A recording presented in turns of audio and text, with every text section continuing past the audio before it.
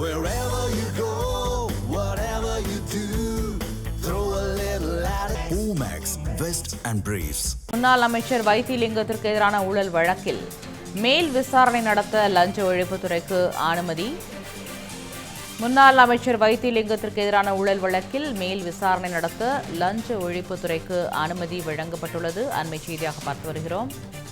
இதுகுறித்து விரிவான தகவலை தெரிவிப்பதற்காக செய்தியாளர் செந்தில்குட்டி இணைப்பில் உள்ளார். செந்தில்குட்டி, மேற்கண்ட செய்தி குறித்து விரிவான தகவலை பகிருங்கள்.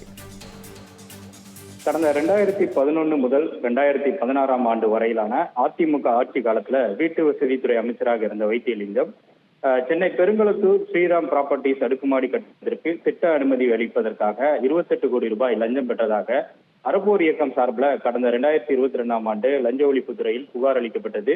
2 ஆண்டுகள் தாமதத்திற்கு பிறகு இந்த புகாரின் அடிப்படையில் 2024 ஆண்டு செப்டம்பர் மாதம் லஞ்ச ஒழிப்புத்துறை அவர் மீது வழக்கு பதிவு செய்தது.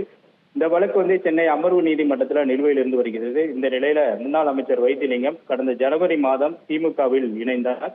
இதைத் தொடர்ந்து வைத்திலிங்கத்துக்கு எதிரான குற்றச்சாட்டுகள் போதுமான ஆதாரங்கள் இல்லை என்று கூறி வழக்கை முடித்து வைத்து லஞ்ச ஒழிப்புத்துறை தரப்புல முந்தைய ஆட்சியின் போது அறிக்கை தாக்கல் செய்யப்பட்டது.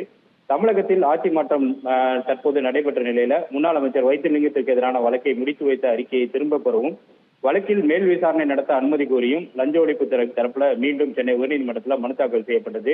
இந்த மனுவை விசாரித்த முதன்மை அமர்வு நீதிமன்ற நீதிபதி கார்த்திகேயன் வைத்திலிங்கம் மீதான வழக்கில் மேல் விசாரணை நடத்த அனுமதி அளித்து உத்தரவிட்டார். மேலும் விசாரணையை விரைந்து முடித்து 3 மாதங்கள்ல அறிக்கை தாக்கல் செய்யவும் லஞ்ச ஒழிப்புத்துறைக்கு உத்தரவிட்டு இந்த வழக்கின் விசாரணை தள்ளி வைத்திருக்கிறார். தகவலுக்கு நன்றி செந்தில்குட்டி. இந்த மாதிரி யூஸ்ஃபுல்லான இன்ஃபர்மேஷன்ஸை தெரிஞ்சுக்க தமிழ் ஜனம் சேனலை சப்ஸ்கிரைப் பண்ணுங்க.